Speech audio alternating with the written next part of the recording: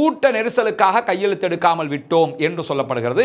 ஆனால் நிஜ காரணமாக அது இருக்க வாய்ப்பில்லை. அதில் ஏதாவது ஒரு அரசியல் நோக்கம் அல்லது இராணுவ ரீதியிலான செயல்பாடு இருப்பதற்கான வாய்ப்புகள் இருக்கிறது. பாலஸ்தீனத்திற்கு ஆதரவாக அமெரிக்காவிலே போராட்டம் நடத்திய மாணவர்களுடைய விசாவை ரத்து செய்வதாக இன்றைக்கு டொனால்ட் ட்ரம்ப் ஒரு அறிக்கையில் தெரிவித்திருப்பது மட்டுமல்லாமல் அதற்குரிய உத்தரவிலும் கையெழுத்திட்டிருக்கிறார். 33 ஆண்டுகளுக்கு பிறகு இவர்கள் விடுதலை செய்யப்பட்டிருக்கிறார்கள். கற்பனை பண்ணி பாருங்க, நினைச்சு பாருங்க, அதெல்லாம் நமக்கு கற்பனைக்கு கூட வராது. நரக வாழ்க்கை. ட்ரம்புடைய நடவடிக்கைகளை தொடர்ந்து நம்ம கவனித்து வர்றோம். ட்ரம்புடைய நடவடிக்கைகள் முழுவதுமாக இஸ்ரேலுக்கு பெரும் ஆதரவாக இருந்து வருவதை கவனிக்க முடிகிறது.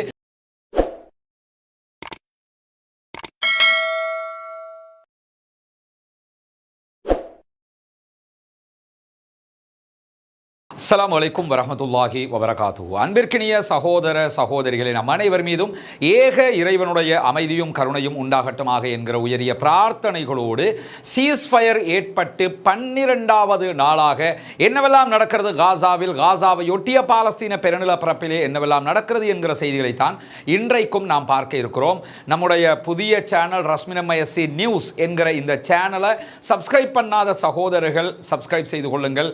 இதனுடைய ஒவ்வொரு வீடியோவுக்கு கீழேயும் நம்முடைய டெலிகிராம் மற்றும் வாட்ஸ்அப் சேனலுடைய லிங்க் இருக்குது. இணையாதவர்கள் அதிலும் இணைந்து கொள்ளுங்கள். ஏனென்றால் காசாவிலே நடக்கக்கூடிய நமக்கு இதில் காட்சிப்படுத்த முடியாத நிபந்தனைகளுக்கு உட்பட்ட சில செய்திகளை நம்ம அதில் நேரடியாக பகிர்ந்துகிட்டு இருக்கிறதுனால அதிலே நீங்கள் இணைந்து பெற்றுக்கொள்ள முடியும் என்கிற தகவல்களோடு இன்றைக்கு வியாழக்கிழமை காசாவிலே பணைய கைதிகள் பரிமாற்றம் நடைபெற்று வருகிறது. 3ஆம் கட்டமாக 4ஆம் கட்ட பரிமாற்றங்கள் இன்ஷா அல்லாஹ் எதிர்வருகிற சனிக்கிழமை நடைபெற இருக்கிறது. இந்த நிலையில் என்னவெல்லாம் நடக்கிறது என்கிற செய்திகள் மிக முக்கியமானது. குறிப்பாக வெஸ்ட் பேங்க் பகுதிகளில், ஜெனின் முகாம் பகுதிகளில் கடுமையான எதிர்வினை தாக்குதல்கள் பாலஸ்தீன விடுதலை ராணுவத்திற்கும் இஸ்ரேலிய ஆக்கிரமிப்பு ராணுவத்திற்கும் இடையிலே நடைபெற்று வருகிறது.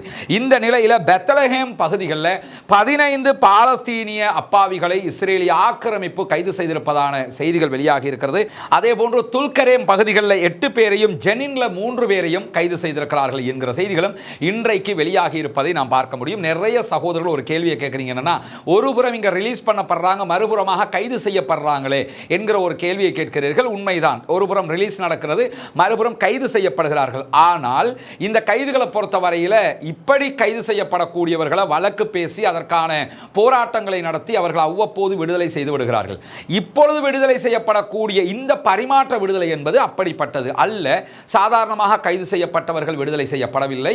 பன்னெடுங்காலமாக அநியாயமாக கைது செய்யப்பட்டு சிறைவாசம் அனுபவிக்கக்கூடியவர்கள், அதே போன்று பாலஸ்தீன விடுதலை போராட்டத்தினுடைய தளபதிகள் என்று பல முக்கியஸ்தர்கள் விடுதலை செய்யப்படுகிறார்கள். ஆயுள் தண்டனைகள் 40, 50 ஆயுள் தண்டனைகள் விதிக்கப்பட்டவர்கள் தான் தற்போது விடுதலை செய்யப்பட்டு கொண்டிருக்கிறார்கள். நமக்கு தெரியும், ஒரு ஆயுள் தண்டனையே ஆயுள் தண்டனை, அதுல 40 ஆயுள் தண்டனைனா எப்படி இருக்கும்ங்கிறத கொஞ்சம் யோசிச்சு பாருங்க. லைஃப்ல நீ வெளியே வரக்கூடாது என்று போட்டிருப்பார்கள். அப்படியான சகோதரர்கள் தான் தற்போது விடுதலை செய்யப்பட்டு கொண்டிருக்கிறார்கள் என்கிற நிலையில பாலஸ்தீனத்திற்கு ஆதரவாக அமெரிக்காவிலே போராட்டம் நடத்திய மாணவர்களுடைய விசாவை ரத்து செய்வதாக இன்றைக்கு டொனால்ட் ட்ரம்ப் ஒரு அறிக்கையில் தெரிவித்திருப்பது மட்டுமல்லாமல் அதற்குரிய உத்தரவிலும் கையெழுத்திட்டிருக்கிறார் என்கிற செய்திகள் வெளியாகி இருக்கிறது. ட்ரம்புடைய நடவடிக்கைகளை தொடர்ந்து நம்ம கவனித்து வர்றோம். ட்ரம்புடைய நடவடிக்கைகள் முழுவதுமாக இஸ்ரேலுக்கு பெரும் ஆதரவாக இருந்து வருவதை கவனிக்க முடிகிறது. எது எப்படி போனாலும் இன்றைக்கு விசாவுக்கு தடை விதித்திருக்கக்கூடிய டொனால்ட் ட்ரம்பினுடைய இந்த முடிவை எதிர்த்து அமைதிக்கான யூத குரல் என்கிற அமைப்பு, JVP, இலங்கையில் இருக்க JVP கிடையாதுங்க, இது அமெரிக்காவில் இருக்கக்கூடிய JVP என்கிற அமைதிக்கான யூத குரல் என்கிற அமைப்பு உடனடியாக கண்டனம் வெளியிட்டிருக்கிறார்கள். நீங்கள் பாலஸ்தீனத்தை ஆதரிக்கக்கூடிய அப்பாவி மாணவர்களுடைய விசாவை நீங்கள் ரத்து செய்யக்கூடாது என்று சொல்லி அறிவித்திருக்கிறார்கள். மற்றவர்களுக்கு முன்பதாக யூத மக்களே இந்த கோரிக்கையை டொனால்ட் ட்ரம்ப் இடத்தில் விடுத்திருக்கிறார்கள் என்கிற செய்திகள் வெளியாகி இருக்கிற அதே நேரத்தில் கான் யூனுஸ் பகுதிகளில், தெற்கு காசா பகுதிகளில் தான் பணைய கைதிகள் விடுதலை நடைபெற்று வருகிறது. இதுக்கான ஒரு காரணத்தை நீங்க புரிஞ்சுக்கிறீங்க. பணைய கைதிகள் விடுதலை என்பது ஒவ்வொரு முறையும் ஒவ்வொரு ஏரியாவில் பாலஸ்தீன விடுதலை ராணுவம் நடத்தி வருகிறது. முதல் கட்ட பணைய கைதிகள் விடுதலை என்பது சென்ட்ரல் காசாவில், நடு காசாவில் நடைபெற்றது. 2ஆம் கட்ட பணைய கைதிகள் விடுதலை என்பது நார்த் காசா பகுதிகளில் நடைபெற்றது. சென்ட்ரல் காசாவில் நடத்தியதற்கான காரணம் என்னன்னா, நாங்க யாரு எவ்வளவு இருக்கிறோம்ங்கிறத பார்த்துக்கிறோங்க, நீங்க அழிச்சதா சொல்றது பொய் என்கிறத நிறுவுறதுக்காக அவர்கள் அங்கே நடத்தியதாக சொல்லியிருந்தார்கள். 2ஆம் கட்டமாக வடக்கு காசா பகுதிகளில் இந்த பணைய கைதிகள் விடுதலையை நடத்தியிருந்தார்கள். அதற்கான காரணம் என்னன்னா, நார்த் காசா முழுவதும் எங்க கண்ட்ரோல்ல தான் இருக்குது, நாங்க பிடிச்சிட்டோம் என்று சொல்லி இருந்தார்கள். இப்ப பாத்தீங்களா, நார்த் காசாவுல இருந்து இத்தனை பேர் வெளியே வந்திருக்கிறோம், அப்ப நாங்கெல்லாம் எங்கடா இருந்தோம் என்பதை காட்டுவதற்காகத்தான் அந்த இடத்திலிருந்து அவர்கள் விடுதலை செய்திருந்தார்கள். இதே நேரத்தில் மூன்றாம் கட்ட இன்றைய விடுதலை டிஃபரண்டாக கான் யூனுஸில் நடைபெற்றிருக்கிறது. கான் யூனுஸ் என்பது சவுத் காசா, தெற்கு காசாவாக இருக்கிற ரஃபா பார்டர், அதுகளுக்கு ரொம்ப ஒட்டிய ஒரு நிலப்பரப்பாக இருக்கிறது. அதில் ஸ்பெஷல் என்னன்னு கேட்டா, Yahya Sinwar, general Yahya Sinwar யாருக்கும் மறக்க முடியாத ஒரு மாபெரும் போராளி. அவருடைய வீடு எந்த இடத்தில் வைத்து அவர் கொல்லப்பட்டாரோ, ஷஹீதாக்கப்பட்டாரோ, அவருடைய அந்த வீட்டுக்கு அருகாமையில் வைத்து தான் இன்றைக்கு பணைய கைதிகள் விடுதலை நடைபெற்று வருகிறது. அதில் என்னன்னா, இந்த இரண்டு நேரங்களிலையும் பெரிய மேடை அமைத்து பணைய கைதிகளை விடுதலை செய்த பாலஸ்தீன போராளிகள் இன்றைக்கு இந்த மேடைகளையும் அமைக்கவில்லை என்கிற ஒரு செய்தி சொல்லப்படுகிறது. அதே நேரத்தில் இரண்டாவதாக அவர்கள் இன்னைக்கு நீங்க கவனிச்சீங்கன்னா, அந்த பணைய கைதிகள் விடுதலை நேரத்தில் கையெழுத்து வாங்காம விட்டுருப்பாங்க. கையெழுத்து வாங்காம விட்டதற்கான காரணமாக என்ன சொல்லப்படுகிறது என்று சொன்னால், கூட்ட நெரிசலுக்காக கையெழுத்து எடுக்காமல் விட்டோம் என்று சொல்லப்படுகிறது. ஆனால் நிஜ காரணமாக அது இருக்க வாய்ப்பில்லை. அதில் ஏதாவது ஒரு அரசியல் நோக்கம் அல்லது இராணுவ ரீதியிலான செயல்பாடு இருப்பதற்கான வாய்ப்புகள் இருக்கிறது. எனவே தான் அவங்க வண்டியில் எடுத்துக்கிட்டு வர்றாங்க. வண்டியில் எடுத்துக்கிட்டு வரும்போதே மக்கள் எல்லாம் குமிஞ்சிடுறாங்க, அசைக்க முடியாத அளவுக்கு இருக்கிறது. ஆனால் இராணுவம் அவங்களுடைய ஃபோர்ஸை பயன்படுத்த மாட்டேங்கிறாங்க. அப்படி பயன்படுத்துவதும் தன்னுடைய மக்களுக்கு எதிராகவே அவங்க ஃபோர்ஸை பயன்படுத்துறது இல்லை எப்பயுமே. அதனால ஆயுதம் கையில் இருந்தாலும் மக்களை அமைதிப்படுத்திக் கொண்டிருக்கிறார்கள். அமைதிப்படுத்தி விட்டு உடனடியாக கைதிகளை வெளியே எடுத்து அவங்களுக்கு கொடுக்குற அந்த சர்டிஃபிகேட், உங்களை நாங்கள் விடுதலை பண்றோங்கிற சர்டிஃபிகேட்டை கொடுத்து அவர்களுக்கு அந்த புகைப்படங்கள் அதெல்லாம் எடுக்கப்படுகிறது. ஊடகங்கள் லைவாக காட்டிக் கொண்டிருக்கிறது.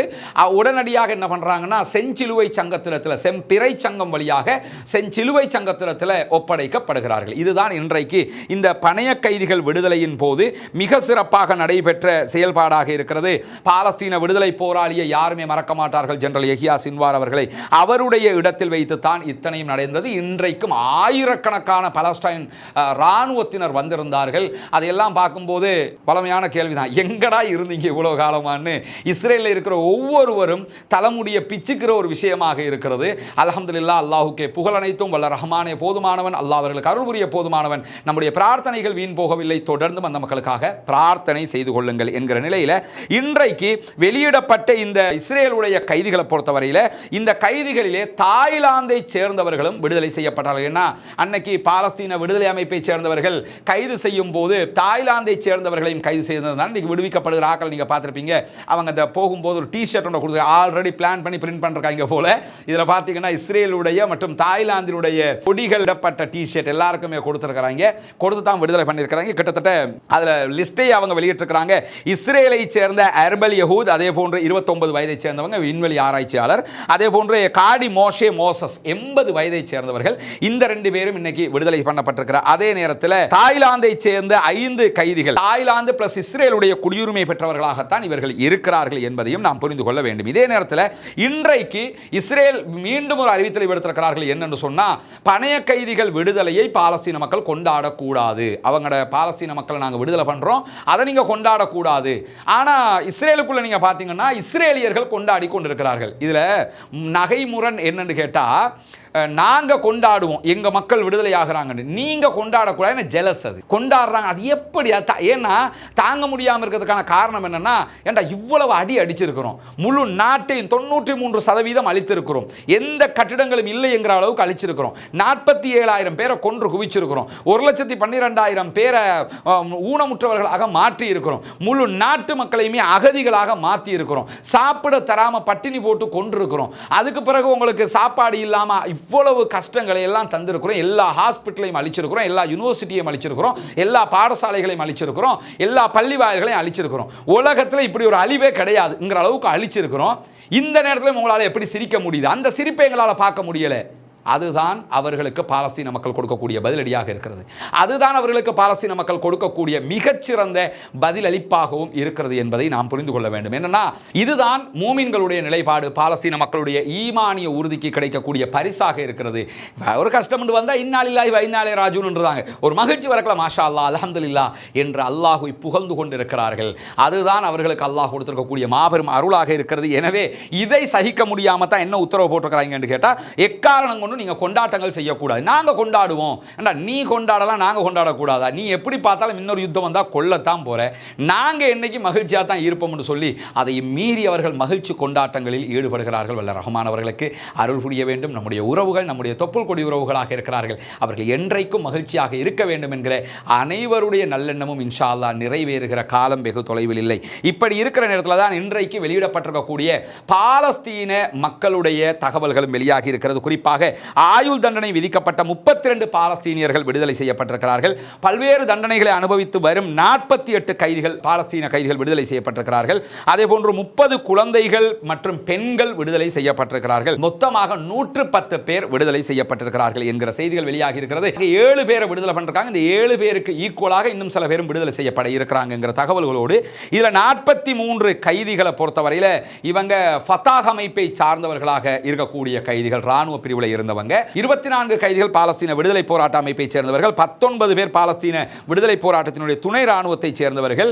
இப்படி ராணுவ அமைப்பை சேர்ந்தவர்கள் தான் இந்த அளவு விடுதலை செய்யப்பட்டதில் மிக முக்கியமாக விடுதலை செய்யப்பட்டிருக்கிறார்கள் என்கிற நிலையில தான் இன்றைக்கு மேலதிகமாக வெளியாகி இருக்கக்கூடிய தகவல்களை பொறுத்தவரையில் ரமல்லா மாகாணத்தில் இருக்கக்கூடிய மூத்த கைதியான முகம்மது ஃபல்னா என்கிறவர் இன்றைக்கு விடுதலை செய்யப்பட்டிருக்கிறார். 33 ஆண்டுகளுக்கு பிறகு இவர்கள் விடுதலை செய்யப்பட்டிருக்கிறார்கள். கற்பனை பண்ணி பாருங்க, நினைச்சு பாருங்க, அதெல்லாம் நமக்கு கற்பனைக்கு கூட வராது. நரக வாழ்க்கை 33 ஆண்டுகளுக்கு பிறகு உலகத்தை அவங்க பார்க்குறாங்க. மிகப்பெரிய துன்பங்களை அனுபவித்தவர்கள். எந்த அளவுக்கு என்று சொன்னால், இவர் சபா நகரத்தை சேர்ந்தவர். 60 வயது வெளியாகும் போது 30 வயதில் கைது செய்யப்பட்டிருக்கிறார். 30 ஆண்டுகள் சிறைவாசம் அனுபவித்திருக்கிறார். தன்னுடைய வாழ்நாளில் பாதியை சிறையிலே கழித்திருக்கிறார். வல்ல ரஹ்மான் அவர்களுக்கு அருள் புரிய வேண்டும், அல்லாஹ் அவருக்கு மன நிம்மதியை கொடுக்க வேண்டும் என்று தான் பிரார்த்திக்க வேண்டியிருக்கிறது. கடந்த நவம்பர் மாதம் 29, 1992 கைது செய்யப்பட்டிருக்கிறாரு. இவருக்கு ஆயுள் தண்டனை விதிக்கப்பட்டிருந்திருக்கிறது. சிறையில் இருந்த போது தன்னுடைய குடும்பத்தைச் சேர்ந்த 2 பேர் மரணித்திருக்கிறார்கள். அதற்கு கூட இவரால் வர முடியவில்லை. எந்த அளவுக்கு கொடுமை என்று சொன்னால், வருடத்திற்கு ஒரு முறை தான் இவரை குடும்ப உறுப்பினர்கள் போய் பார்க்க முடியும். எந்த ஒரு மரண செய்தியும் சொல்ல முடியாது. வருஷத்துக்கு ஒருக்கா தான் பார்க்க முடியும். 30 ஆண்டுகளில் 30 தடவை மாத்திரம் தான் அவருடைய குடும்பத்தை சேர்ந்தவர்களை சந்தித்திருக்கிறார்கள். சும்மா யோசிச்சு பாருங்க, இவர் கைது செய்யப்படுகிற நேரத்தில் இவருக்கு ஒரு குழந்தை பிறந்திருந்தால், இவர் வெளியாகும் போது அந்த குழந்தைக்கு பல குழந்தைகள் இருக்கிற அளவுக்கு நிலைமை மாறி இருக்கும். அல்லாஹ் இவர்களுக்கு கண்டிப்பாக மன நிம்மதியை கொடுக்க வேண்டும் என்று பிரார்த்தனை செய்யுங்கள் சகோதரர்களே. அது மட்டுமல்லாமல் கல்கலியாவை சேர்ந்த சமீஹ் அல் சௌபாகி என்கிறவரும் இன்றைக்கு விடுதலை செய்யப்பட்டிருக்கிறார். சௌபாகியை பொறுத்தவரையில் 45 வயதுடையவர். 22 வருட சிறைவாசத்திற்கு பிறகு விடுவிக்கப்பட்டிருக்கிறார். 45 வயது, 2 வருடங்கள் சிறைவாசம் என்றால் கிட்டத்தட்ட 23 வயதுகளில் இவர் கைது செய்யப்பட்டிருக்கிறார். 2003 இவர் கைது செய்யப்படும் வரைக்கும் பல படுகொலை முயற்சிகளில் இருந்து இவர் தப்பித்திருக்க, இவரை கொல்வதற்கு பல திட்டங்கள் போட்டிருக்கிறாங்க. ஆனாலும் இவர் தப்பித்திருந்த நிலையில தான் 2003 இவர் கைது செய்யப்பட்டிருக்கிறார். 94 நாட்கள் இவரை டிடென்ஷன் ஆர்டர்ல வச்சுக்கிட்டு இருந்திருக்கிறாங்க. 2013 மீண்டும் 33 நாட்கள் இவருக்கு நீடித்த இன்னொரு டிடென்ஷன் ஆர்டர் போடப்பட்டிருக்கிறது. விசாரணைக்கு உட்படுத்தப்பட்டிருக்கிறார். இவர் கைது செய்யப்பட்ட 1 வருடத்திற்கு பிறகு இஸ்ரேலிய ராணுவம் இவருடைய வீட்டை மொத்தமாக அடித்து நொறுக்கிட்டாங்க. வீடுகள் கிடையாது. அதே போன்று இவருடைய சகோதரர்களும் கைது செய்யப்பட்டிருந்தார்கள். அது மட்டுமல்லாமல் தனிமை சிறையிலே இவர் இத்தனை ஆண்டுகளை கழித்திருக்கிறார் என்கிற கவலையான செய்திகளும் இன்றைக்கு வெளியாகி இருக்கிறது. அல்ஹம்துலில்லாஹ், இன்றைக்கு குடும்ப உறுப்பினர்களை அவர் சந்திப்பார், மகிழ்ச்சியாக இருப்பார், மக்களை பார்ப்பார். வெளியே வருவோம் என்று கற்பனையிலும் நினைத்திருப்பாரா என்று தெரியவில்லை. வல்ல ரஹ்மான் அவர்களுக்கு மன நிம்மதியை கொடுக்க போதுமானவன். அதே போன்று இன்றைக்கு விடுதலையாகிறவர்களில் மிக முக்கியமான ஒருவர் ஹெப்ரோன்ல இருந்த ஃபவ்வார் முகாமை சேர்ந்த 50 வயது கைதியாக இருந்த முகம்மது அபு வர்தாவும் விடுவிக்கப்பட்டிருக்கிறார். இவர் 2002 முதல் தடுத்து வைக்கப்பட்டிருக்கிறார். இஸ்ரேலிய ஆக்கிரமிப்பு சிறைகளில் இருக்கக்கூடிய முக்கியமான கைதிகளில் ஒருவராக இவர் இருக்கிறார். இவருக்கு 48 ஆயுள் தண்டனைகள் விதிக்கப்பட்டிருந்தது என்கிற செய்திகளும் இன்றைக்கு வெளியாகி இருக்கிறார். அதே நேரம் பாலஸ்தீன போராளியாக செயல்பட்ட ஜக்கரியா ஜுபைதி அவர்களும் இன்றைக்கு விடுதலை செய்யப்பட்டிருக்கிறார்கள். ஜக்கரியா ஜுபைதியை பற்றி ஏற்கனவே நம்ம சொல்லி இருக்கிறோம். ஜக்கரியா ஜுபைதி அவர்கள் வெஸ்ட் பேங்க் பகுதிகளில் பாலஸ்தீன ராணுவத்தினுடைய ஒரு முக்கிய தளபதியாக செயல்பட்டவர். சிறைக்குள்ள இருந்தே சுரங்கம் தோண்டி வெளியிலே வந்த குற்றச்சாட்டில் தப்பி வந்த குற்றச்சாட்டில் அவர் தப்பித்து 5 நாட்களுக்கு பிறகு 2021 மீண்டும் கைது செய்யப்பட்டிருந்தார். இப்படியான தளபதிகள் இன்றைக்கு வெளியே வந்திருக்கிறார்கள். இதில் நம்ம புரிஞ்சுக்கிற வேண்டிய மிக முக்கியமான விவகாரமே என்னன்னு கேட்டால், யஹியா சின்வார் மரணித்து விட்டார், இஸ்மாயில் ஹனியா மரணித்து விட்டார், ஷெஹாரூரி மரணித்து விட்டார். இப்படி பல தலைவர்களை நம்ம இழந்துட்டோமே, அடுத்து என்ன என்று யோசிச்சுக்கிட்டு இருந்த நேரத்தில் இப்போ யாருக்காவது அந்த தலைவர்கள் இல்லாத ஒரு ஃபீலிங் தெரியுதா? அந்த ஃபீலிங்கே நமக்கு இருக்காது. ஏன் தெரியுமா? அல்லாஹு தஆலா அந்த இடங்களை நிரப்பி விட்டான். இன்றைக்கும் பாலஸ்தீன விடுதலை போராளிகள் விடுதலைகளை செய்து கொண்டிருக்கிறார்கள். பாலஸ்தீன விடுதலை போராளிகளுடைய தளபதி யார் என்கிற செய்தி யாருக்கும் தெரியாது. ஆனால் கொல்லப்பட்டதாக சொன்ன பல தளபதிகள் இன்றைக்கு உயிரோடு இருக்கிறார்கள் என்கிற செய்திகள் வெளிவந்திருக்கிறார். அதே நேரம் இன்றைக்கு மேலதிகமாக பல தளபதிகள் வெளியே வந்திருக்கிறார்கள். சுபைதி போன்றவர்கள் எல்லாம் ஒரு மிகச்சிறந்த தளபதிகளாக செயல்பட்டவர்கள். எனவே அவர்களுடைய போராட்டமும் அவர்களுடைய செயல்பாடுகளும் அவருடைய அடுத்த கட்ட செயல்பாடுகளும் மிக வீரியமாக நடப்பதற்கான வாய்ப்புகள் இருக்கிறது.